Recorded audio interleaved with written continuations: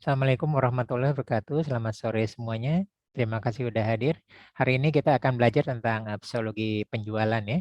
Jadi bagaimana meningkatkan penjualan dari sisi psikologinya. Perkenalkan, nama saya Ari. Sekarang kita sudah ada di psikologi penjualan. Kemarin kita baru aja kelas free-nya ya. Basic NLP 17 dan minggu depan kita akan belajar tentang self coaching. Jadi kita pendalaman lagi tentang coaching ya. Nah, sekarang kita pendahuluan dulu. Jadi pelatihan ini adalah intinya untuk wiraniaga ya. Jadi kita di sini ada poin-poin untuk ide, strategi dan teknik yang bisa diterapkan langsung, gitu ya. Tapi ini secara khusus, tapi nanti secara umumnya nanti untuk semua, gitu ya. Nah, jadi kesuksesan bukanlah kebetulan, kegagalan juga bukanlah kecelakaan. Jadi kesuksesan itu meninggalkan jejak. Ya, dan bisa mempelajari orang-orang yang sukses mengikutinya melakukan berulang-ulang, maka kesuksesan bisa diprediksi. Nah, di NLP kita kenal dengan NLP modeling. Ya, NLP sendiri dasarnya adalah modeling. Jadi foundernya NLP adalah dia memodel orang-orang yang sukses, orang-orang yang bisa terapi, orang-orang bisa hipnoterapi. Bagaimana sih ada jejaknya ya? Nah, Milton, Erickson, semua dimodel oleh founder-founder ini. Nah, makanya NLP adalah ilmu yang fleksibel. Jadi dasarnya adalah memodel seseorang, termasuk model yang sukses ya. Termasuk salah satunya adalah di dunia penjualan. Jadi ingat bahwa penjualan ini bersifat umum ya, walaupun di sini khusus gitu ya. Jadi setiap orang, jadi untuk wiraniaga sukses berada di 10% teratas di dunia ya penjualan. Memulai dari 10% paling bawah gitu ya, pasti. Enggak semua langsung tiba-tiba sukses ya. Kemudian sekarang juga ada yang walaupun sekarang menjadi pakar, dulunya nggak tahu apa-apa ya.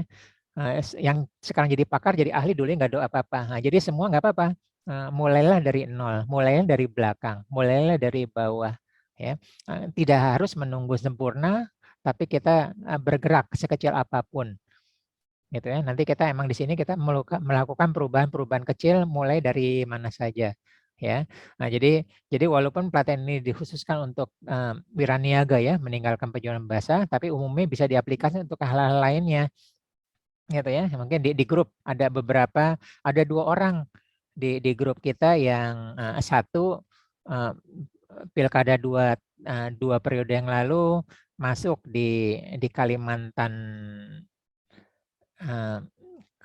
Timur ya, di DPRD. Nah, kemudian ada lagi 2 Bu Nafsiah yang fenomenal ini ikut di DPRD Kota Palangkaraya lalu Kalimantan Tengah ya. Jadi beliau ini mengikuti seperti ini ya, bagaimana memantaskan diri supaya dipilih secara psikologi ya.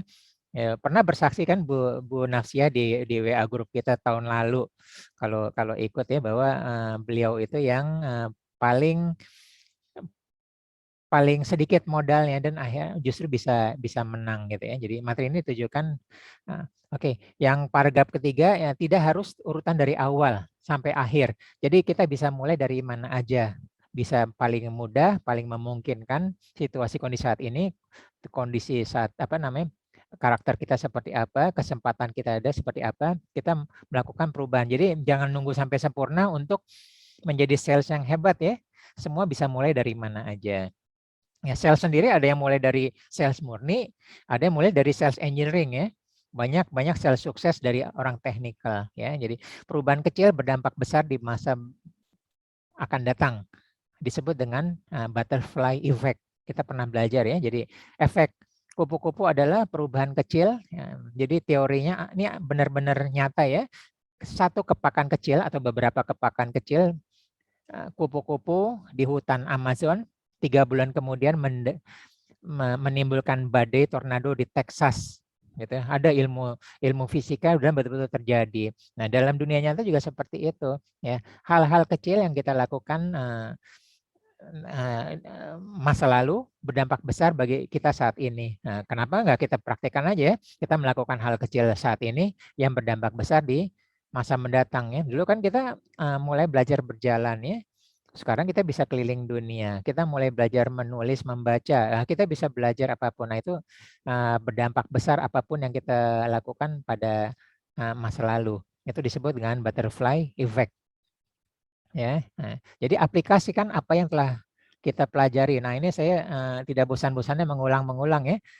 Praktek, praktek, praktek, praktek, gitu ya. Nah, suatu ilmu pengetahuan jika tidak dipraktekkan sampai kapanpun hanya sebagai ilmu pengetahuan saja. Ya praktek juga banyak ya. Nah, ada yang gratis, ada yang berbayar. Tapi emang dasarnya nggak mau praktek ya, yang gratis pun dia tidak praktekkan gitu ya. Ini contoh jalan kaki, kan kita jalan kaki mau berlari bisa gratis ya di lingkungan kita rumah, di jalan raya atau di jogging trekking. Nah, bisa juga yang berbayar. Jadi udah banyak orang sudah mahal-mahal membeli treadmill di ruangan AC, dibikin menyenangkan ya, ada audio videonya supaya nyaman, tapi tidak dilakukan aja. Mungkin semangatnya 1 bulan pertama. Kita pernah belajar triknya ya, yaitu dengan mini habit juga dengan atomic habit ya. Jadi fasilitas gratis maupun bayar jika tidak ada manfaatnya juga kita tidak melakukannya. Nah, begitu juga dengan tips-tips yang ada di materi ini. Sekecil apapun kita lakukan, kita praktek. Pilih salah satu yang bisa paling memungkinkan kita mulai dari mana saja. Ya, jadi begitu juga ilmu terapan ya. Dulu kita bangku sekolah ilmu terapan, ilmu kuliah ya. Namanya udah ilmu, bukan ilmu murni, sudah ilmu terapan. Tapi nggak dimanfaatkan juga, tidak dipraktekkan juga. Ya, begitu juga dengan bisnis ya. Kita bisa membuat proposal bisnis yang indah, hebat, wow gitu ya. Wah, returnnya, keuntungannya bisa besar. Tapi kalau tidak dieksekusi sampai kapanpun tidak akan terwujud, gitu ya. Jadi secanggih apapun suatu produk teknologi terkini, jika tidak ada manfaatnya, jika tidak ada yang membelinya, ya, baik dengan alasan tidak atau belum tahu manfaatnya maupun harganya belum terjangkau. Jadi percuma, gitu ya. Kita pernah belajar di Ikigai ya, gitu. Udah gini-gini tidak dibutuhkan dunia. Bukan tidak, mungkin belum, orang belum tahu. Nah, tugas Wiraniaga adalah menyampaikan bahwa ini dibutuhkan. Bisa jadi dibutuhkan, memerlukan waktu, memerlukan momentum ya, seperti itu. Ya, begitu juga dengan KNLP ya. Jadi aplikasi paling mudah ya, paling murah ya, tidak akan bisa membawa manfaat jika tidak dipraktekkan secara konsisten. Jadi kita membutuhkan konsistensi. Ya, tunggu apa lagi? Ya lakukan sekarang juga. Gitu ya. Nah, tentang profesi wiraniaga. Jadi adalah unjuk tombak perusahaan ya, tanpa penjualan nggak ada apa-apa. Ujung-ujungnya jualan ya, ujung-ujungnya duit. Semua ujung-ujungnya ini. Bahkan sampai dokter pun memasang plang ya. Sampai notaris pun dicari yang strategis ya. Tempat yang apa namanya dia bisa laku seperti itu ya. Atau daerah, kalau perlu dia keluar daerah ya. Ada dulu salah satu murid saya sampai dia ke Bogor, Bogornya sampai Bogor yang ke gunung-gunung dan laku gitu ya. Seperti itu, bisa jadi seperti itu ya. Nah, jadi justru banyak juga CEO perusahaan yang mulai dari profesi wiraniaga. Jadi banyak yang sales ya, karena kuat salesnya. Yang kedua adalah dari keuangan, yang ketiga dari HRD. Jadi ternyata dari kebanyakan dari perusahaan Fortune 500 yang mencapai CEO, kebanyakan dari wiraniaga. Gitu ya. Jadi self drivennya kuat, pencapaian tujuannya kuat, visioner seperti itu. Jadi wiraniaga tuh arahnya ke sana. Yang kedua dari finance ya, financial, yang ketiga dari HRD. Jadi urutannya seperti itu. Kemudian berlaku hukum Pareto. Kita sudah belajar hukum Pareto ya. Jadi 20% wiraniaga teratas menghasilkan 80% omset ya. Nah, kita sudah belajar. Nah, ternyata dari 20% itu ada lagi 20% ya, berarti 4%. Menghasilkan 80% di antara 20% wiraniaga teratas. Nah, jadi ternyata 4% ini omsetnya sama dengan 90, artinya 96 wiraniaga gitu ya. Jadi di Indonesia atau seluruh dunia ya, dari Pareto ada lagi Pareto di kecil-kecilnya gitu. Enggak heran di dunia ini termasuk Indonesia dikuasai sekitar 3-5% saja ya. Jadi angka 4% ini masuk akal kalau menurut hukum Pareto. Ya, orangnya itu juga kan. Gitu. Jadi tujuan perusahaan ini menjadi 20% teratas ya. Jadi kita mulai belajar ya. Enggak ujuk-ujuk langsung jadi 20%, enggak, kita dari bawah ya. Kasar dulu, lempar jaring. Nah, kita belum punya pola seperti itu. Nanti lama-lama kita belajar, oh ternyata kita punya karakter, kita mulai memilih ya klien apa yang mengkontribusi 80%. Mulai kita pilih, mulai kita menyediakan waktu untuk dia. Nanti lama-lama belajar lagi ya, jadi 5%, jadi 10%, jadi 5%, jadi 4%. Ya. Nah, jadi dengan jam terbang sebagai wiraniaga akhirnya menemukan keunggulan mereka. Nah, jadi kita harus berlatih dulu, harus terjun ke lapangan ya, sampai kita menemukan keunggulan kita. Jadi nggak ada textbooknya nggak ada, karena kita berkembang, pasar dan dunia itu dinamis ya, sampai kita menemukan. Tapi juga banyak orang tidak menemukan keunggulan. Makanya di sini fungsi coach itu selalu ada ya, gitu loh. Nah, ini yang terkenal ya, kita akan menerapkan di sini menang tipis, disebut dengan win by a nose ya. Jadi mirip orang, jadi konsep ini diambil dari Barakuda ya, 100 meter ya, di mana pemenangnya cuma beda sepersekian detik, itulah juara pertama ya. Lari 100 meter ya, manusia juga kan win by a nose ya. Jadi dia mencondongkan kepalanya sehingga hidungnya menyentuh garis finish yang duluan. Ya, sepersekian detik hasilnya besar. Ya, begitu juga dengan balap formula ya. Saat juara 1 sama juara 2 ya mungkin cuman sepersekian detik ya. Grand Prix juga. Ya, tapi dari segi hadiah, dari segi rekognisi jauh ya. Liga Champion, Piala Dunia, Piala Eropa nggak dilihat ya, runner up tuh nggak dilihat ya. Yang direcord adalah juara 1. Nah, itulah disebut dengan win by a nose ya. Selalu menjadi lebih baik ya. Tipsnya cukup berkembang menjadi sedikit lebih baik. Jadi jangan sampai sudah sempurna baru bergerak ya. Banyak belajar, enggak praktek, enggak gitu ya. Jadi kita sedikit aja kita lakukan praktek, ada ilmu dikit praktekan, ilmu dikit praktekan ya. Nah, jadi tadi sedikit itu bisa menang dengan hidung ya. Kita sudah juga belajar mini habit sedikit-sedikit, dan kita juga pernah belajar atomic habit ya. Kalau atomic habit sedikitnya langsung banyak ya. Ingat waktu balap sepeda itu ya. Nah, warnanya, catnya diganti, bajunya diganti, tekanan bannya diganti, sedikit-sedikit diganti ya. Jadi ada pergantian sedikit komponen, pergantian kemiringan sudut ini, pergantian baju itu menghasilkan kecepatan bertambah sepersekian detik, 0,005 detik misalnya ya. Dengan baju teknologi ini nambah 0,005 detik. Nah, dengan ban yang pas nambah 0,5 detik. Dengan tekanan angin yang pas nambah 0,005 detik gitu ya. Dengan kemiringan kemiringan badannya pas ya. Jadi diuji coba lebih tegak, lebih miring sampai ketemu kemiringan yang pas, nambah lagi dan seterusnya ya. Bagaimana rambutnya dan sebagainya gitu.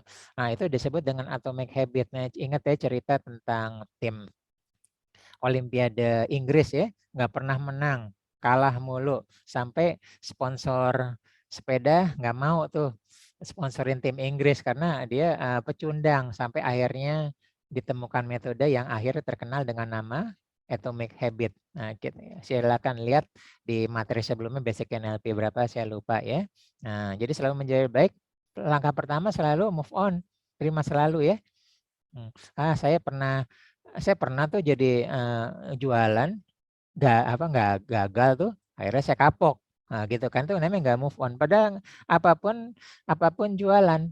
Ya, sekarang apapun jualan ya, kita untuk naik karir, untuk negosiasi, semua tentang jualan, termasuk menjual diri. Dan jualan itu dengan jam terbang itu adalah membangun mentalitas kita, jam terbang kita. Gitu ya. Kemudian memanfaatkan, termasuk pemain bola juga bagaimana dia menjual kepada pelatihnya supaya dia lebih sering dimainkan gitu ya. Dan dia harus membuktikan kalau dia bermain dia berdampak besar atau berdampak minimal, ada berdampak kecil ya, ada berdampak lah terhadap pertandingan tersebut gitu ya. Dia harus membuktikan bahwa saat penting genting mentalnya kuat. Seperti itu ya. Nah, kan yang paling sering ya sepak bola itu kemarin saya cerita ya, sepak bola itu tentang mentalitas kalau sampai 2 kali 45, 2 kali 15 skornya sama akhirnya adu penalti itu udah main mentalitas gitu ya. Nah, yang paling penting ya nanti akan kita ulang lagi. Ya, kedua paling penting. Pertama adalah mentalitas, kedua nanti kita perlu menjadikan keunggulan unik pada diri kita. Ini udah ulang-ulang ya, kita mencari keunggulan unik pada diri kita apa ya. Nah, klien atau calon klien atau prospek namanya menyukai kita apa ya, dari cara berbicara kita, cara menjelaskan produknya, cara kita menguasai produknya, atau cara servis kita, cara respon kita, apa-apa. Nah itu harus kita awareness ya, mulai kita mindfulness melihat itulah keunggulan diri kita. Ya, kemudian keluar dari zona nyaman. Ya, zona nyaman adalah zona tidak nyaman adalah zona pertumbuhan. Nah, ada yang pernah dengar tentang termostat finansial ya? Nah, ini penyakit kebanyakan sales Wiranaga di Indonesia. Ya, prospek nggak tembus. Begitu tembus langsung merayakan. Oh boleh sekali merayakan. Terus dia istirahat dulu. Apalagi kalau pukulannya besar ya. Padahal ya menurut Brian Tracy ya waktu terbaik menjual adalah setelah closing. Setelah menjual saat itu adalah percaya diri kita sedang tinggi-tingginya, sedang bagus-bagusnya. Jadi seperti itu ya, begitu kita closing itu semangat. Nah, saya melihat beberapa orang yang sukses di penjualan ya, penjualan apapun, mereka mempertahankan momentum itu ya, enggak langsung merayakan, dia langsung tambah semangat sampai akhirnya perlu istirahat ya tidur malam apa-apa baru seperti itu. Mungkin habis itu udah energi udah turun, udah waktu istirahat. Nah besoknya boleh istirahat baru boleh. Jadi bukan sesaat. Ini udah umum nih, thermostat financial udah umum gitu ya. Begitu ini juga thermostat financial ini juga mindset ya. Berapa banyak kita punya mindset begitu mencapai saldo sekian kita berhenti udah cukup gitu ya, enggak tidak mengejar lagi terus nanti turun.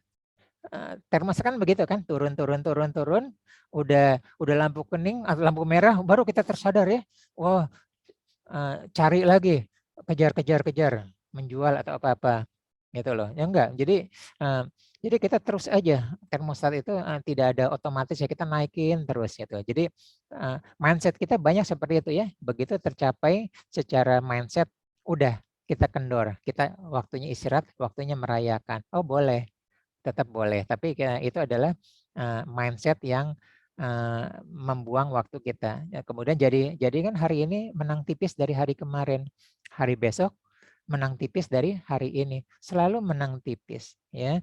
Nah, selalu pastikan terukur ya, smart ya, spesifik, measurable dan sebagainya, achievable. Nah, kalau bisa terukur, menang tipisnya apa ya? Hari ini apa yang lebih baik menang tipis? Nanti akan kita lihat ya, poin-poinnya apa menang tipis di sini boleh ya, menang tipis di mana boleh. Nah, ini dia. Ya, kita sudah belajar linguistik, kita ulang boleh ya. Mengontrol self talk kita ulang lagi ya. Jadi selama ini aduh susah nih gitu ya. Kita ganti, kita kontrol. Saya suka tantangan ini. Gitu ya. Aku mulai lelah nih, sudah beberapa hari nggak closing. Nah, tapi ingat kalau waktu kita belajar growth mindset ya kemarin ya, setiap hari aku mempelajari hal yang baru, membuat aku tambah tangguh dan tambah semangat. Growth mindset kan begitu kan? Ya, kita mempelajari hal yang baru, membuat tambah tangguh, tambah semangat. Ya, jadi kita mengontrol self talk kita. Ya, begitu kita ada self talk negatif, langsung kita coret, kita ganti ya. Nanti dulu deh, gitu ya. Lagi nggak ada energi nih, lagi nggak semangat, atau ini baru closing nih, nanti dulu deh. Nah, kita rubah, kita kontrol self talk kita. Jadi saya lakukan sekarang juga. Kan kita sering ya, nanti deh, sebentar lagi 5 menit lagi, atau nanti sore lah, seperti itu. Nah, enggak, kita mulai mencoba mengontrol. ya, mengontrol atau mengontrolnya kalau bisa yang tadinya pagi jadi sore ya, kita majuin dikit ya. Nah, pagi jadi siang gitu ya. Atau pagi dari jam 10 sampai akhirnya lakukan sekarang juga boleh. Jadi kalau mau menang tipis boleh ya. Kalau emang nggak bisa tiba-tiba langsung sekarang juga ya, yang kita biasa mengerjakannya kita tunda 6 jam, kita mulailah kita ganti menunda jadi 3 jam. Itu kan udah menang tipis ya. Saya malu ditolak, takut malu kalau ditolak, apalagi sama teman sendiri, dia kenal saya ya. Kayaknya pekerjaan ini hina banget, enggak. Kita ganti penolakan mendekatkanku pada tujuan. Ya, ingat, kita juga pernah belajar ya, fixed mindset menjadikan batu sebagai sandungan. Tapi growth mindset menjadikan batu sebagai batu loncatan. Udah beda ya mindsetnya. Kemudian ada lagi nih, bingung nih, self talk mau prospek kemana lagi ya? Enggak.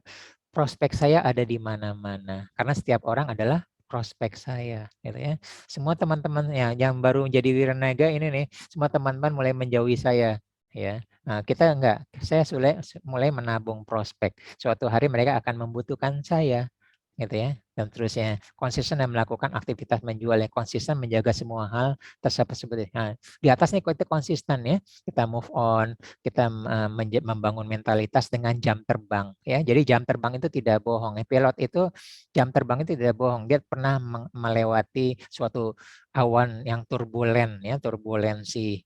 Terus mau mendarat badai ya. Keputusannya adalah nggak jadi mendarat, keliling-keliling di atas 1 jam sampai mendarat, atau dia kembali ke awal ya, atau dia memutuskan mendarat. Nah itu kan selain mentalitas, dia punya pengalaman jam terbang ya, dan keunggulan unik ya. Keunggulan unik dicari ya, terus belajar keluar ke zona tidak nyaman, karena zona tidak nyaman adalah zona pertumbuhan.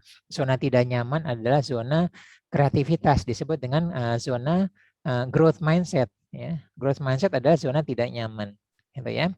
Dan terus menang tipis, dan terakhir mulai nih. Nah, kita NLP kan yang kedua linguistik ya. Nah, kita sekarang belajar mengontrol, kita merubah ucapan kita, self talk ya, walaupun dalam hati, walaupun kita tidak ucapkan, tapi kalau kita tipe verbal, kita suka mengucapkan tipis ya, aduh susah nih, gitu ya. Saya suka tantang itu. Itu kalau tipe verbal sedikit dia ucapkan berbisik. Nah, tapi kalau ini ada dalam hati, nah itu self talk. Begitu ada negatif, langsung kita switch ya, kita coret seperti ini. Selalu menjadi lebih baik ya. Mengapa prospek tidak membeli? Bisa juga dia takut. Prospek itu punya pengalaman di masa lalu. Kita juga punya pengalaman di masa lalu ya. Kita membeli kecewa, produknya tidak bagus, cepat rusak, after sales service-nya nggak ada ya, atau mahal ya. Baru mahalnya juga kesel, nggak sengaja ya, toko sebelah atau ada yang jual lebih murah dan lagi diskon, kesel banget. Nah, gitu. Itu juga termasuk apa namanya, kecewaan di masa lalu. Jadi dia lebih hati-hati untuk tidak untuk membeli. Nah, kebetulan dia menghadapi kita ya dan sebagainya. Jadi mereka pernah membeli barang atau beli barang yang bukan hanya cepat rusak, rusak gitu kan ya. Gitu loh. Tampaknya ini apa namanya, pas kita coba nggak jalan, mau diklaim nggak bisa ya, alasannya apalagi online ini ya, alasannya kita tidak memvideokan unboxingnya. Nah itu kan udah salah satu menjadi paranoid terhadap pembelian ya. Jadi yang paling penting adalah alinea kedua, membangun kepercayaan, kredibilitas ya, karena itu bisa mengurangi rasa takut prospek sampai titik mereka tidak memiliki keraguan dan menerima tawaran kita. Ini penting ya, kita membangun kepercayaan, kredibilitas ya, sampai suatu titik mereka yakin dengan kita dan menerima tawaran kita. Kenapa? Ya tadi paragraf 1 ya, dia punya pengalaman di masa lalu ya. Nah, tantangan kenapa tadi CEO banyak dari Wiraniaga? Karena mereka sudah melalui paragraf ketiga ini. Ya, mentalitasnya sudah teruji ya dengan penolakan. Nggak baper, nggak bapuk, nggak mager, nggak emosional ya. Dia growth mindset. Apa ya? Kekurangan saya apa? Kenapa mereka menolak. Dan semua itu nggak ada jawaban yang pasti. Ya. Di sini pun kita tidak ada menemukan jawaban yang pasti. Karena setiap prospek mempunyai masa lalu yang berbeda, kondisi yang berbeda, zaman yang berbeda, teknologi yang berbeda, gitu ya. Jadi nggak pernah ada jawaban yang pasti. Kalaupun hanya role play aja seperti itu ya. Kemudian sampai suatu wiranaga ternama sampai titik di mana dia tidak laku penolakan ya. Dia membangun kepercayaan dan membangun konsep diri. Lama-lama mereka menemukan ya agen real estate, agen mobil yang sukses, apa-apa dia sudah menemukan teknik-tekniknya, pasarnya sudah ketemu dan sebagainya. Nah, jadi moto ya, nggak semua orang akan membeli ya. Kita juga kan kita banyak nolak, ketemu di mall banyak kita nolak ya. Andai kata uang kita tidak terbatas, kita sanggup. Tapi kalau semua kita beli, rumah kita habis penuh gitu loh. Nah, jadi memang mindsetnya nggak apa-apa, nggak semua orang beli, udah pasti itu. Lebih banyak yang nolak. Mungkin 80% nolak, mungkin 90%, mungkin 96%, 97%. Lah lanjut aja. Lanjut terus, lanjut. Seperti itu ya. Nah, jadi di situ yang terakhir adalah melatih kecerdasan emosional. Bagaimana reaksi kita membangun mental yang kuat dan stabil ya. Kemarin kita belajar NLP adalah tentang reaksi. Ya, situasi kita tidak bisa kontrol.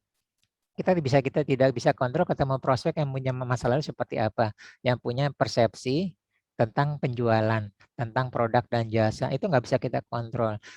Dia mau ucapannya nggak bisa kita kontrol. Yang bisa kita kontrol adalah bagaimana respon kita, ya, yang elegan, memainkan emosi kita, kata-kata kita membangun mental, dan setiap penolakan membangun mental kita ya. Ingat, growth mindset itu batu adalah sebagai loncatan, fixed mindset batu adalah sebagai sandungan. Oke, menentukan adalah paling penting adalah menentukan dan meraih tujuan penjualan. Nah, wiranaga sukses terkemuka pasti sudah punya tujuan. Di pikirannya berorientasi pada tujuan, udah jelas, kristal clear, ya, jelas dia mau apa, harus bagaimana caranya, dan berapa dan kapan hasilnya. Ya, kita sudah pernah belajar 7 habit. Yang kedua, begin with the end in mind. Nah, jadi udah tahu tuh, di pikiran udah tahu ya, akhir tahun berapa, kemudian dipecah ya per quarter berapa, sampai per minggu berapa, sampai per hari ini saya mengerjakan apa, sudah bikin to do list ya, list to do. Nah, itu mundur ya, begin with the end in mind itu mundur ya, dari ujung sampai detail ke sekarang ya. Semua selalu berorientasi pada tujuan ya. Saya selalu cerita begitu kita pesan Gojek ya, selalu tujuan. Ya, kita pakai Google Maps mau kemana ini, selalu tentukan tujuan dari sini ya, lewat mana, berapa menit, oh ternyata lewat sini ini. Jadi penting selalu tujuan. Jadi kalau kita sudah berbicara tujuan, udah nggak ada istilah, nggak ada hidup saya seperti air mengalir, enggak. Kita menciptakan hilir ya, hilir yang berbeda dengan orang lain. Jadi kita menciptakan sungai tersendiri. Sungai itu kita bangun, nggak ikut rame-rame dengan orang lain ya. Jadi ini saya suka dengan cerita Columbus ya, mirip. Ya, Columbus itu sampai beruna Amerika nggak tahu dia sudah ada di benua itu. Sampai kembali ke Spanyol juga nggak tahu nama daerahnya. Jangan sampai kita seperti itu ya. Keseharian mau ngapain udah sampai mana nggak tahu. Balik lagi habis dari mana nggak tahu. Itulah sesuatu yang seseorang yang mengalir seperti air, ikut arus aja, tidak berorientasi pada tujuan. Gitu ya. Nah, jadi tujuan jelas, prioritas ya. Tujuan jelas ada di 7 habit nomor 2. Prioritas ada di 7 habit nomor 3 ya. Dan manajemen waktu ada ya, first thing first ya. Prioritas dan manajemen waktu ada 7 habit nomor 3 dan sebagainya, efisien dan sebagainya, sampai akhirnya kita mencapai tujuan. Nah, kita sudah belajar, nah kita ulangin lagi yang belum belajar ya, meta program NLP. Nah, jadi setiap orang mempunyai kecenderungan, mempunyai motivasi dasar untuk mengambil keputusan. Ya, meta program NLP itu sekarang dihitung sudah ada sampai 64, mungkin lebih lagi ya. Dan setiap tahun bertambah, tapi umumnya dipakai 5 ini. ya. Jadi ada orang yang tipenya mendekat atau tipenya menjauh. Nah, menawarkan prospek seperti ini kita harus bisa membedakan, ya. Nah, contohnya seperti ini. Kalau mendekat, ya, kita kita tawarkan mereka yang dia butuhkan, yang dia inginkan, gitu ya. Kalau asuransi adalah nanti misalnya dia mencapai keuntungan unit link seperti ini, ya. Kemudian mendekatnya dia mendapat keamanan, kenyamanan karena sudah dilindungi, ya. Kalau masuk rumah sakit tenang aja. Nah, itu contoh mendekat, ya. Nah, untuk menjauh adalah dia menghindari sesuatu. Nah, jadi kalau kalau tipe menjauh kita prospek dengan cara mendekat nggak kena itu, ya. Dia menghindari sesuatu, ya. Pokoknya dia harus keluar dari sana, ya. Nah, jadi saya banyak anak sekolah yang sukses nih, masuk apa namanya waktu ujian perguruan tinggi, ya. Nah, bahkan mereka yang ekonomi bawah, ya, KJP, pemegang kartu Indonesia Pintar, kartu Jakarta Pintar. Ya, itu saya kuatkan itu, ya. Saya kuatkan rasa sakit mereka, ya. Mereka ingin keluar dari kondisi saat ini, ya. Kondisi susah, ya. Gitu loh. Jadi yang dikuatkan adalah rasa rasa nggak sukanya sehingga dia akan keluar dari zona itu, sehingga dia bergerak. Nah, mirip seperti ini ya waktu Taliban menguasai Afghanistan. Nah, orang kebanyakan tipe menjauh, ya. Yang penting keluar dari Afghanistan sampai sampai mempertaruhkan nyawa, ya, bergelantungan di pesawat dan akhirnya jatuh. Nah, saking kuatnya harus keluar dari sana. Nah, itu adalah termasuk tipe menjauh. Gitu ya. Nah, kita atau prospek kita ada di mana? Ya, tipe menjauh atau tipe mendekat. Nah, kalau tipe menjauh kayak tadi kalau asuransi ya itu kalau terjadi sesuatu musibah bisa habis harta kita untuk biaya, biaya rumah sakit. Nah, itu dikuatkan seperti itu. Nah, kemudian ada juga tipe eksternal atau internal. Ya, seseorang itu keputusan diambil itu karena diri sendiri atau pengaruh dari luar, ya. Pengaruh dari luar yang dia percaya, gitu ya. Nah, kita lihat apakah dia sendiri, dia internal, ya, kemudian atau eksternal. Siapa orang yang dia percaya untuk didengar, ya, sebelum mengambil keputusan akhir itu disebut dengan tipe eksternal. Ya, kita juga pernah belajar waktu hypnoparenting, ya, anak kita termasuk mana internal atau eksternal itu, ya. Internal itu banyak juga yang salah, ya, bebel. Nah, bebel itu dia dia ngerasa pokoknya mau salah, mau apa-apa pokoknya dia gitu loh. Padahal alasan alasan logisnya harusnya dipilihnya A tapi tetap B, ngeyel aja tuh. Itu banyak itu tipe-tipe internal, ya. Eee, apa namanya, kurang dengar dari luar. Nah, kalau benar bagus, kalau kokoh, ya, tapi kalau enggak ya bermasalah, kurang mendengar. Nah, eksternal malah kebanyakan dengar orang, dia kurang berani keputusan dari diri sendiri, seperti itu, ya. Maka ada juga tipe general atau tipe detail, ya. Kalau tipe general maka kita presentasi adalah tentang hal-hal yang umum. Ya, kalau detail dia memerlukan investasi yang betul detail, spesifik dan rinci, ya. Nah, itu mereka input untuk memutuskan, ya. Dia sampai puas, ya, kalau tipe detail, ya. Dia tanya apa-apa detail dan dia puas, dia memutuskan. Oh, ternyata Wiraniaga ini menguasai hal detail. Seperti itu, ya. Ada juga dia itu tipe kesamaan atau perbedaan. Gitu, ya. Ada orang membeli sesuatu karena yang lainnya pada membeli itu ikut-ikutan. Senang dia bagian dari itu, ya. Nah, nggak cocok sama perbedaan. Perbedaan itu maunya beli yang lain, ya, yang eksklusif, yang inklusif, ya, eksklusif, ya, beda dengan orang lain, ya. Kemudian pokoknya dia sendirian. Nah, itu dia berbeda. Nggak ikutin tren. Nah, jangan salah kita memprospek dia, gitu ya. Dia tipenya sama atau beda, gitu ya. Emang perbedaannya kebanyakan dikit, ya. Dikit, yang menjali jalan berbeda juga dikit. Jadi kebanyakan orang kesamaan atau prosedur atau opsional, ya. Berpikirnya teratur. Nah, kalau berpikir teratur kita berbicara teratur. Ya, kalau opsional itu dia ngomongnya baru, berbeda, loncat-loncat ya, topiknya nggak jelas atau ada pilihan lain ya. Kalau saya tidak ambil ini, ada pilihan apa lagi? Gitu ya. Apa manfaatnya bagi saya? Gitu. Kenapa saya harus ambil ini? Padahal ada 3 pilihan yang lain. Nah, seperti itu. Itu tipe-tipe opsional.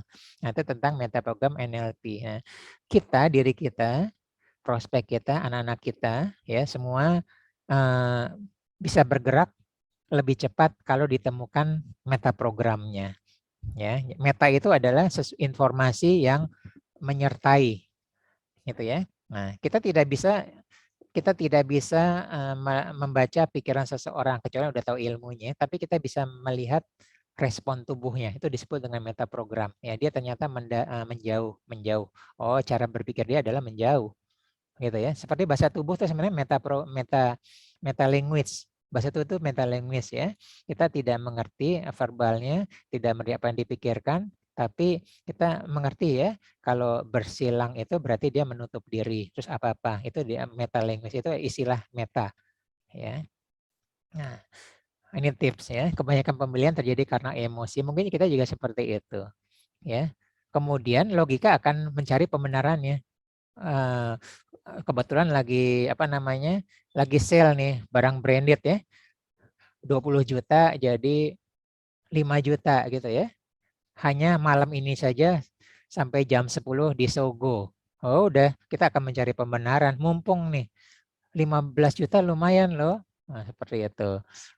Nah, mencari pembenaran ya. Jadi banyak digunakan juga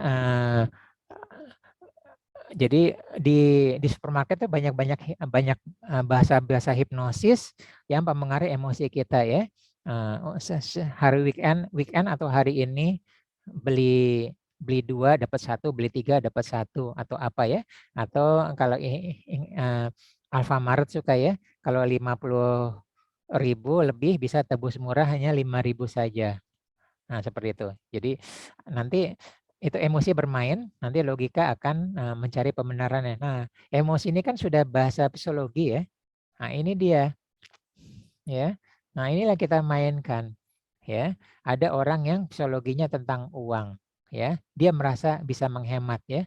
Dengan jasa kita, dengan produk kita dia merasa hemat, merasa menang, ngerasa berhasil bisa menghemat uangnya atau justru bisa mendapatkan uang ya banyak ya. Jadi sekarang banyak produk-produk aplikasi ya investasi yang bisa menghasilkan uang. Boleh. Nah, itu secara psikologi mereka ingin mendapatkan uang ya, termasuk menghemat. Nah, bisa juga mereka secara psikologi membutuhkan keamanan. Ya, kalau membutuhkan keamanan kita cari produk-produk aman, kita menggunakan bahasa-bahasa yang aman ya. Aman, betul-betul aman dalam arti keamanan ya. Seperti produk CCTV, seperti apa atau kehidupan dia terancam ya. Saya punya beberapa teman SMA saya sampai adik kelas saya yang pengacara terkemuka seperti itu ya, tapi ternyata dia tidak aman. Nah, dia mencari keamanannya, bodyguardnya seperti apa. Kalau dia beli peralatan selalu cara keamanan. Nah, itu berorientasi kepada keamanan. Nah, termasuk kalau investasi ya kita juga ya, termasuk mau investasi aman atau enggak. Saya beli produk ini aman atau enggak ya. Kalau saya seperti ini kerahasiaan pribadi saya terjamin atau tidak gitu ya. Ada juga yang secara psikologi mereka inginnya disukai gitu ya. Memakai jasa ini dia akan disukai dan dihormati oleh orang banyak. Bisa seperti itu ya. Agak mirip ini dengan status prestisnya. Bedanya adalah tadi disukai ini ngerasa penting dan berharga. Kita udah tahu dong produk-produk yang prestis ya meningkat menunjukkan status kita. Dulu Nokia pernah ada ya komunikator ya, itu udah status itu prestis ya. Nah, sekarang iPhone 13 atau apa-apa itu udah menunjukkan prestis. Orang udah tahu siapa dia. Nah, itu pasarnya spesifik sekali ya. Tas Gucci ya, Hermes, apa-apa itu udah ke sana arahnya. Itu psikologi gitu ya. Kemudian ada juga kesehatan dan kebugaran ya, ingin sembuh, ingin panjang umur, ingin langsing, kesehatan yang prima gitu ya. Atau saya olahraganya nyaman. Nah, saya ingin sehat. Nah, itu seperti itu. Ya, jadi walaupun produk itu tidak berhubungan dengan kesehatan kebugaran, tapi kita bisa mengarahkan kalau kita dapat ya kalimatnya, kita arahnya bisa ke sana ya. Jadi secara psikologi banyak nih, nggak hanya 11 ya, gitu loh. Nih ada juga pujian ya. Kalau beli ini pujian karena jarang ya, atau lambang bisa. Jadi mirip-mirip dengan prestis juga ya. Tapi kita yang disukai orang tersebut adalah pujian akan kesuksesan ya, gitu loh. Jadi ada lambang-lambang kesuksesan. Nah, jadi misalnya di MLM atau asuransi, ya, kalau ini mendapat hadiah jalan-jalan kemana, itu udah validasi ya, udah kesuksesan. Atau dia membeli mobil dengan merek tertentu, dia menyukai pujian. Gitu ya. Ada juga kekuatan pengaruh popularitas ya. Nah, dengan produk itu dia mempunyai pengaruh popularitas ya, seperti itu. Nah, jadi kayak inilah tiba-tiba orang, maaf ya, kalau di sini ada yang pencipta HD ya. Nah, HD itu dia akan seakan-akan punya pengaruh ya. Jadi cenderung, maaf ya, arogansi, cenderung menguasai, dia pakai jaketnya. Nah, itu juga seperti itu. Nah, jadi kadang-kadang apa yang dia pakai, apa yang ini, apalagi kulit ya, apalagi asli, nah dia habis itu dia mempunyai kekuatan, mempunyai pengaruh dan ingin popularitas dan ingin dikenal ya. Ada juga yang ingin unggul di bidangnya, seperti itu ya. Nah, jadi dia selalu up to date, dia ada trendsetter ya. Dia adalah pengguna awal. Lihat, iPhone begitu keluar antri sampai tidur, nginep ya. Baru bukanya besok jam 8 ya. Nah, mereka selain unggul di bidangnya ya status prestis ya. Jadi ini nggak berdiri sendirian ya, 1 sampai 11 dan lainnya. Ini hanya saya ambil aja, masih banyak yang lainnya. Nah, ini bisa jadi ide kita ya, secara psikologi mau dikilik-kilik yang mananya. Nah, cinta dan persahabatannya, komunitas ya. Kita ingin membangun komunitas ya, organisasi atau kita sebagai fasilitator ya dan sebagainya. Pertumbuhan pribadi juga menunjukkan kemajuan. Nah, jadi kita adalah dengan produk ini, dengan jasa ini ya, kita ada merasa ada pertumbuhan pribadi, ada kemajuan ya. Ada juga transformasi pribadi ya, keberhasilan perubahan ya. Berhasil perubahan, transform seperti itu. Nah, banyak lagi ya. Nih saya cari-cari, saya dapat 11, bisa jadi yang lain. Silakan ditambah-tambahkan gitu ya. Nah, ini adalah ini kembali ke tadi ya, bahwa orang karena emosi, kemudian logika akan mencari pembenarannya. Ya. Kemudian presentasi terbaik adalah mendengarkan. Yang sebelumnya tentu saja diawali dengan pertanyaan yang tepat. Jadi kalau bisa kita jangan banyak-banyak ngomong ya, jangan banyak-banyak cerita, kita mendengarkan pertanyaan tepat. Nanti mereka akan cerita sendiri ya, cerita sendiri tentang diri dia, tentang kebutuhan dia. Nah, karena kita mendengarkan, ingat ya ilmu coaching ya, karena kita mendengarkan, kita bukan menjual produk atau jasa yang kita miliki, tapi mereka membeli apa yang mereka butuhkan. Ya, bukan menjual apa yang kita punya, kita miliki, tapi mereka membeli apa yang butuhkan ya. Di sebelumnya kita pernah belajar mind hacking ya. Pada prinsipnya seseorang tidak suka tidak suka ditawari, tidak suka dijuali gitu ya. Pada prinsipnya mereka ingin membeli yang mereka butuhkan. Seperti itu. Jadi bisa-bisa kita pembukaannya salah. Pembukaannya salah ya. Jadi mendengarkan. Kalau perlu dari sekretarisnya ya, bos itu sukanya apa sih? Ya, hobinya apa? Golf ya. Terus apa? Perjalanannya ke sana. Oh, dia suka jalan-jalan. Nah, terus dia termasuk emosi yang mana ya? Emosinya banyak loh, saya pernah punya Pak Prabowo tahu ya, waktu saya di Asaba 23 tahun, bos saya itu berdua itu Pak John sama Pak David itu enggak, justru orang yang tidak suka eksis ya, beda, nggak mau muncul. Nah, berarti kan nggak bisa seperti tadi ya, nggak untuk tampil nggak kena. Jadi kita dengar seperti apa. Nah, jadi dengan cara mendengar itu, maka kita akan tahu sebenarnya kebutuhan dia apa. Nah, jadi semua beranjak dari kebutuhan. Kebutuhan itu kan berarti fisiologi ya. Nah, ini ilmu yang lain ya. Nah, 4 C, kunci penjualan strategi spesialisasi. Bisa nggak ya kita atau produk kita spesialisasi ya. Nah, ini kunci penjualan strategis, nggak umum namanya juga strategis ya. Siapa tahu kita bisa masuk ke 4C ini, ya. Khusus untuk remaja putri, spesifik banget ya, makanan bayi, ya, khusus untuk Jabodetabek atau khusus untuk Papua di sini, gitu loh. Atau pasar ini khusus untuk ekspor ke Belgia. Nah, itu namanya spesialisasi.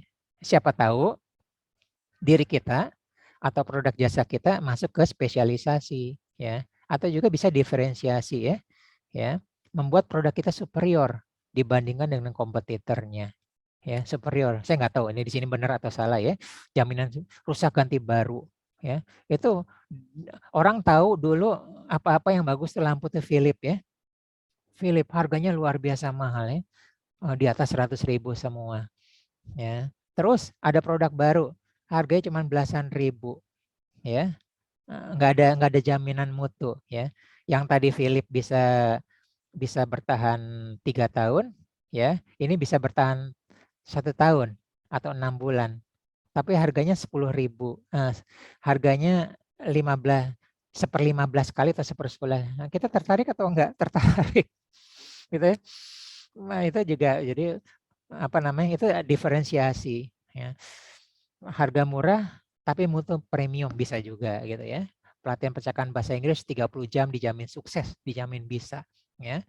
Sampai bisa gitu ya. Atau perumahan baru, pusat kota kan jarang ya, tapi bisa nemuin perumahan baru. Nah, itu tentukan diferensiasi, ya. Atau kita sebagai orang melakukan diferensiasi, ya. Sales engineer, ya, di sini yang teknik tahu ya, Certified Cisco Engineer, ya. Certified Cisco trainer gitu ya. Ini saya sudah masuk dulu ya, Certified Cisco Engineer dan Certified Cisco Wireless Engineer gitu ya. Agen asuransi akan berbeda dengan yang ngecap dia yang sudah RFP atau CFP, ya, Certified Financial Planner. Saya sudah CFP ya, Certified Financial Planner. Investasinya sekitar 10 sampai 11 juta. Banyak yang udah bisa ikut itu ya.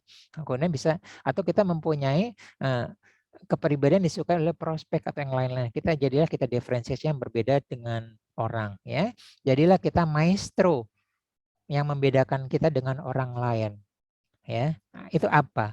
Bisa nggak kita? Atau ada sesuatu pelatihan yang bisa kita bedakan di antara semua, seperti itu ya. Jadi orang akan percaya sales engineer daripada sales yang ngecap ya, karena dia betul-betul nguasain teknisnya, gitu ya. Atau kita bisa juga segmentasi ya, siapa pelanggan kita, ya, kelompok menengah atas, ya, iPhone sama Mac ya, dia nggak menyasar ke bawah, nggak dilihat, gitu ya. Flagship, ya, atau traveler. Ini 10 tahun yang lalu saya punya teman pengusaha sekarang sukses ya, idenya sederhana, rendang itu kan cepat basi ya, dia vakum sehingga bisa dibawa kemana-mana, bisa naik haji ya, bisa dipakai untuk traveling apa-apa, bisa orang pelajar kita, orang yang rindu makanan Padang yang kuliah di luar negeri ya, dikirim atau dia waktu ke Indonesia balik. Nah, ini kan idenya sederhana ya. Itu dia sudah segmentasi itu ya. Sekarang sekarang ada WiFi traveler ya. Kalau traveler itu kita sewa peralatan WiFi, sekitar sewanya termasuk kuota misalnya 150.000 per bulan, ada deposit 200.000 ya. Kita bisa kemana-mana, dia tidak tergantung satu operator. Dia akan pindah ke operator yang terkuat. Ya, ada di Indonesia, bisa dipakai ke luar negeri. Nah, itu kan udah segmentasi. Idenya hebat, ya. Ada juga kerajinan daerah untuk turis mancanegara, ya, pasarnya seperti itu. Produk mewah limited. Ya, ada berapa mobil, ya. Tas Hermes ada yang cuma hanya 1. Ya. Ada yang maksimum 5, ya. Itu kan jahitan, ya. Jahitannya beda, makanya nggak akan bisa sama oleh mesin. Gitu ya, tas mobil itu udah segmentasi jelas sekali. Dan terakhir adalah konsentrasi. Bisa nggak kita pemasaran kita yang tadi ya segmentasi investor atau diri kita bisa fokus pelanggan hanya ikan paus. Ada loh, ada teman-teman saya yang MDRT terus apa-apa yang kelas atas tuh closingnya hanya setahun 1-3 kali aja, tapi besar-besar. Itu konsentrasi sama sekali ya. Dia mempersiapkan diri dia, penampilan dia, gaya bahasa, training ya, sampai ke sana levelnya sudah di sana ya. Sekali ini selesai, kelasnya udah berbeda ya, bukan udah kelas knocking the door setiap hari. Itu dia. Nah, ini cuman ide bahwa ada 4C penjualan strategis. Siapa tahu kita mau masuk di sana, gitu ya. Nah, kemudian peluang dan ancaman di masa depannya, bagaimana tren bisnisnya, ya. Sekarang BUMN pun banyak yang kalah bersaing ya. Bahkan berapa dilikuidasi akan ditutup ya. Merpati Airlines ya, ada beberapa gitulah. Karena kalah terlibas ya. Mata uang digital, virtual banking ya, online training, pinjaman online ya. Bank-bank udah banyak kalah sama pinjaman online ya. Kesehatan, kurir ya. Virtual banking itu udah ini berhubungan dengan teknologi nomor 3 ya. Nah, dulu saya belanja apa namanya? Saya belanja transfer nih, cerita 15 tahun yang lalu atau 20 tahun yang lalu belanja transfer. Nah, apa namanya? Fotokopi transfer itu saya fotokopi, saya fax. Nanti di sana si penjual itu ngelihat, habis itu dia meriksa rekeningnya. Rekening nggak bisa meriksa ya, mungkin baru besok atau 3 harinya. Ya, transfernya masuk baru dia ngirim. Nah, sekarang nggak virtual banking, ya, virtual account dan sebagainya. Bisa juga perubahan perilaku ya. Sekarang apa-apa berpindah ke online. Ya, itu bisa jadi peluang, bisa jadi ancaman ya. Tergantung kita posisi ada di mana. Bisa juga perubahan teknologi, kecerdasan buatan otonom ya. Banyak profesi digantikan oleh aplikasi ya. Tadi akuntan ya, juru catat apa-apa udah digantikan dengan virtual account ya. Barang udah tinggal proses, nggak usah periksa pembukuan lagi gitu ya. ATM sudah bisa store tarik dan sebagainya. Nah, itu tentang peluang dan ancaman perubahan teknologi. Bisa juga krisis ekonomi ya. Bagaimana penurunan daya beli ya. Bagaimana kurangnya ketersediaan bahan baku ya. Awal-awal Covid ada banyak proyek yang masih jalan tapi ketersediaan bahan baku nggak bisa karena lockdown Cina ya, banyak barang-barang proyek import dari Cina. Nah, itu termasuk kategori krisis ekonomi ya. Politik keamanan kita jelas ya tidak pasti ya, krisis kesehatan ya. Jadi banyak penjualan apa-apa mereka kemampuan untuk membelinya berkurang karena dialihkan ke kesehatan. Seperti itu ya. Nah, ini Mustika Ratu langsung switch itu ya. Langsung awal Covid langsung bikin hand sanitizer ya, di mana dulu kita hanya mengenal Antis ya, sekarang udah Antis sudah nggak terdengar, berbagai merek udah, tapi Mustika Ratu termasuk yang switchnya cepat ya. Mereka langsung melihat peluang terus apa gitu ya. Kemudian kreasi inovatif ya, jasa sendiri. Nah, jangan lupa jangan terlena ya, kompetitor selalu berinovasi ya, selalu berkreasi. Masih ingat ya perbedaan kreasi sama inovasi ya. Nah, kreasi asal bahasa Inggrisnya di create, yang tidak ada menjadi ada ya. Sedangkan inovasi adalah yang sudah ada dia repackaging ya. Diperbaikin, dimodifikasi dan sebagainya. Itu perbedaannya itu ya. Kalau kreasi cenderung otak kanan, inovasi cenderung otak kiri ya. Nah, siapa tahu ada pasar besar yang belum tersentuh oleh kita ya, ekspansi, upselling ya. Upselling itu dia sudah jadi pelanggan kita, tapi kita bisa upselling ya, bisa dia daya beli masih bisa, seperti itu ya. Oke, nah terakhir adalah ini penutup, kita melatih mindstorming. Nah ini ilmu coaching ya. Ya, jadi ada untuk melatih bagi sales itu, bagi Wiranaga itu, ada istilahnya membuat 20 pertanyaan ide setiap minggu. Totalnya kalau dalam setahun harus ada 250 ya, cukup ya. Jadi kita buat pertanyaan ya yang bertanya pada diri kita. Ini udah mirip mindfulness ya. Kemudian dengan buku lain kita buat jawabannya. Kita ulang, tulis pertanyaannya, habis itu jawabannya. Nah, kenapa buku yang terpisah? Karena pertanyaan ini mungkin kita butuhkan, kita merenung suatu zaman yang berbeda, terjadi berbeda 3 tahun lagi, 5 tahun lagi, dan kita bisa melihat pertanyaan lagi. Gitu ya. Mungkin pertanyaan ini relevan, tapi jawabannya bisa berbeda. Setelahnya ya. Apa yang terbaik bagi diri saya disukai pelanggan? Kita renung-renung ya.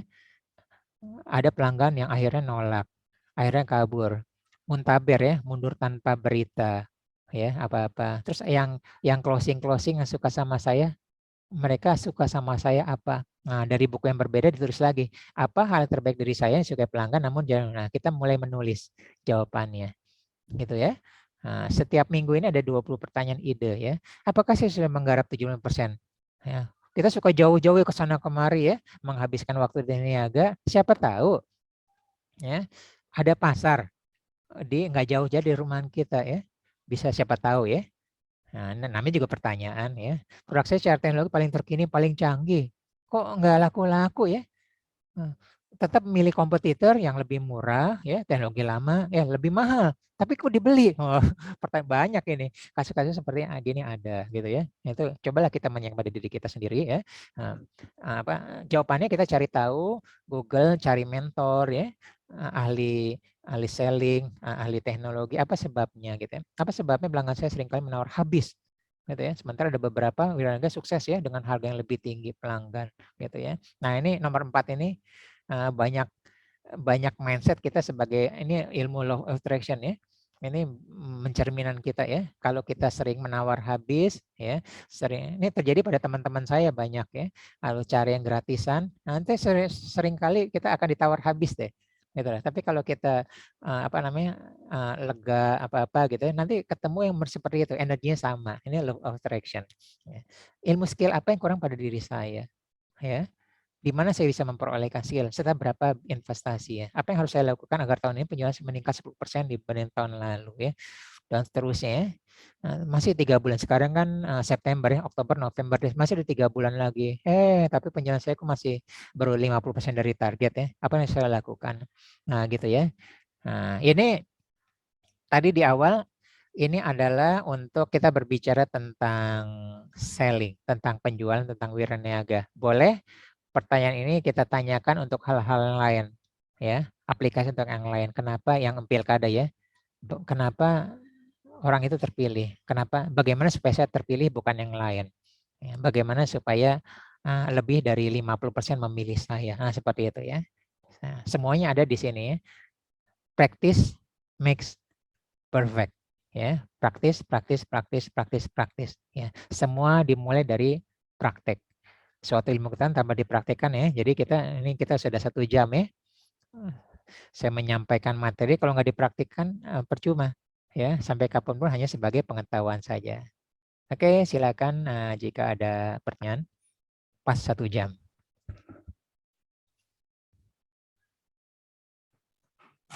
Selamat sore, Pak Tri. Sore, Pak Probo. Ya. Mau tanya beberapa poin, Pak. Boleh, Menarik boleh. jadinya, Pak. Iya, iya. Iya, yang pertanyaan 1, 2, 3 ini cuma klarifikasi, Pak. Jadi yang butterfly effect itu tidak selalu negatif kan, Pak ya? Bisa Nggak selalu positif, bisa negatif, bisa. negatif. Ya, semua bisa gitu ya. Nah, jadi Oh, netral ya? ya, ya. Iya, iya. Orang narkoba banyak mulai dari yang merokok ya. Ikut-ikutan teman ya. Kan butterfly effect yang negatif kan? Iya, iya. Jadi positif Nah, juga, negatif bisa ya, Pak. iya, apapun kecil ya. Jadi hati-hati hal-hal kecil gitu ya. Nah, kita belajar nulis, habis itu kita bisa baca buku ya, bisa Iya, kuliah gitu ya, dan sebagainya, bisa iya. sampai jadi profesor. Hanya kita belajar jalan kaki, kita bisa keliling dunia. Itu butterfly effect. Oke. Gitu. Yang kedua, Pak. Yang termostat finansial ya, Pak ya? Ya, Artinya seperti euforia ya, Pak ya? Maksudnya, Pak? boleh, boleh. Kita cepat puas, Sama ya, Pak? cepat puas, Hah? Oh, cepat cepat puas. puas. Ya, Oh, nama ya. lainnya cepat puas ya, Pak ya, Iya, istilahnya ya. jadi Oh, saya kalau ke anak SMA, istilahnya kamu jangan cepat puas dan cepat menyerah, gitu ya. Semuanya bikin berhenti. Nah, oh, itu termostat sebenarnya kalau kita menggunakan bahasa. Mereka kalau menggunakan bahasa ini mereka nggak ngerti. Gitu ya, cepat puas oke. ya. Jadi mereka mindsetnya ya, kan harusnya kan begini ya Pak Prabowo ya, gini kita naik-naik Iya, ya. Nah, karena ingat AC itu kan ada termostatnya. Kalau kita kita bilang 18 derajat Celcius kan, gitu kan? Dia main di iya. 18, begitu di 18 kan dia matiin kan Berhenti ya, mesinnya, ya, berhenti. supaya Iya, hemat listrik kan, gitu iya, kan? Dia iya. akan naik lagi, range-nya misalnya 2 derajat ya, sampai Hmm, 20 dia turun lagi. Nah, itu dia termostat. Pendingin mobil Ada kita. istilah finansial, Pak. Nah, Ada istilah iya, finansial. karena kita puas dengan keuangannya dengan saldo yang sekarang. Oh, Gitu gitu ya. ya. Udah Iya. mepet-mepet ya, udah turun terus. Nah, kita baru tersadarnya nanti bukan nol ya. Atau udah janjian udah minus gitu kan. Nah, seperti itu. Oke, Pak. Ini di slide yang judulnya memenuhi kebutuhan psikologi pelanggan, Pak. Iya, 11 poin itu ya, Pak. iya, Pertama itu kan uang, Pak. iya, Pelanggan merasa bisa menghemat uangnya iya. atau bisa mendapatkan uang. Kalau ataunya diganti dan bisa nggak, Oh, Pak? bisa dan atau ya. Terima kasih Bisa ya, Pak masukannya. ya? Bisa dan atau. Harusnya dan atau ya. Iya, iya. Semua Kalau semua. bisa dan kan lebih cespleng ya, Pak. Ya, betul sekali ya. Jadi itu banyak ya, banyak binomo gitu kan ya. Yang aplikasi itu Iya, iya. banyak kan tentang keuntungan ya. Padahal kan kita tahu Iya, investasi iya. itu kan zero sum ya. Kalau kita untung Hmm. di sana ada orang yang rugi, cuman Iya, berpindah iya. aja. Tapi mereka cerita tentang itu. Nah, orang yang apa namanya tentang uang kan emosi itu. Ya, mudah kok ibu rumah tangga bisa ya didiamin aja, sistem berjalan dengan baik gitu ya. Kita tinggal Tapi tidur, kalau dagang di bisnis 24 jam. saya di industri IT, Pak, Ya, B2B, itu saya coba gabungkan, Pak. Jadi ya, pelanggan itu pakai sistem kita, tujuannya itu untuk operasional cost-nya berkurang, menurun, Pak. berkurang. Ya, Kenapa? Karena kan semua sekarang udah banyak yang bisa free di cloud ya, Pak ya. ya Sudah betul, betul, ya, sewa, ya kan. ya betul. Kemudian dampak untuk menghasilkan uang di bisnisnya kan lebih cepat, Pak. Ya Lebih cepat, bagus, ya betul, ya. lebih adaptasinya lebih cepat. Nah itu Jadi gabungin bagian gitu accounting bisnis. senang tuh. Iya, Nah itu makanya saya taruh di awal ya, karena saya kan iya betul. saya pernah di bidang itu ya Pak Prabowo tahu ya. Iya Nah saya betul. taruh dari awal ya kita juga lah gitu lah, kita senang dengan uangnya bisa Iya, menghemat kita senang ya. Kalau kita klik-klik toko online kita cari yang paling murah kan. iya, Istilahnya nih waktu saya belajar MBA itu kalau orang kaya ya ngelihat menu makanan ngelihatnya dari kanan ke kiri gitu ya. iya. Kalau orang terbatas ngelihatnya dari kanan ke kita dari kiri ke kanan, orang yang terbatas dari kanan ke kiri ngelihat harga dulu baru lihat menu gitu. Lucu itu apa dulu guru saya itu seperti itu ya. Jadi mirip seperti itu. Nah, jadi emang itu hal dasar apalagi zaman sekarang ya. Uang itu kan sebagai sumber daya kan terbatas. Nah, kita mengelola uang. Jadi itu wajar psikologi itu uang dipikirkan ya. Makanya cari seminimal berlaku hukum ekonomi. Gitu, nah. Nah, kita setuju yang untuk ini Pak, presentasi yang paling baik itu adalah mendengarkan, banyak Ya, mendengar. Tapi kalau untuk yang presentasi customer ingin tahu detail teknisnya, produk knowledge, otomatis kita lebih banyak menjelaskan ya Pak daripada mendengarkan. ya, tapi sebelumnya kan kita cari tahu dulu. Harus tahu dulu ya. Iya, Betul. apa namanya Oh, perang ya kita intel dulu ya. cari Ini strateginya ya. ya orang ini tipenya detail atau enggak kita nanya sekretarisnya gitu ya Iya. atau dari temannya kan biasanya kita kalau mau presentasi ada satu rekan itu bocoran kita informan kita sering seperti itu ya kita cari yang dekat sama kita orang itu seperti apa ya kalau nanya detail atau enggak ya seperti apa itu udah bocoran itu sebenarnya udah presentasi awal tuh udah mendengarkan ya. Itu. Iya. Nah, nanti bagaimana kita pernah belajar di coaching bagaimana setiap pertanyaan dia kalau bisa kita balik menanya lagi gitu loh. Oh, Bapak bertanya gini, kira-kira Bapak kalau ada pilihan ini sama ini, Bapak pilih yang mana ya? Nah, atau kita buka pertanyaan terbuka seperti itu. Tapi intinya seperti itu ya. Jadi nggak plek-plek Iya. nggak plek-plek pertanyaan Iya. presentasinya seperti itu. Tapi sebenarnya maksud dari kalimat itu adalah mereka butuhnya apa sih? Iya. Bukan yang kita punya apa, kita tawar kayak air bah gitu loh. Dia butuhnya apa? Nah, Tepat apa? sasaran ya Pak ya. Iya, efektif dan efisien gitu ya. Seperti itu Pak Probo. Terima kasih Pak. Ya, makasih Pak Probo. Bagus-bagus ya tiga. Ya, yang lain silakan. Maaf ya udah lewat waktu, tapi nggak apa-apa, silakan. Oke, kalau nggak ada ya, nggak apa-apa. Nanti kita lanjut di diskusi di WA Group. Nah, kita akan sesi foto ya. Bagi yang berkenan, silakan dibuka videonya. Oke, Saya saya akan. sedang di motor, Coach. Oh Maaf. iya, keren Bu Mercy, nggak apa-apa ya. Unik ya. Oke, kita akan sedikit sesi foto ya. Oke. Nah, yang pertama yang 1, 2, 3. Oke, yang kedua 1, 2, 3. Dan terakhir 1, 2, 3. Oke, terima kasih semuanya. Mohon maaf jika kesalahan. Insya Allah bisa Bu Mercy, terima kasih ya menyempatkan. Terima kasih. Ya. Terima kasih semuanya. Ya, saya tutup ya. Saya tutup. Assalamualaikum warahmatullahi wabarakatuh. Waalaikumsalam warahmatullahi wabarakatuh.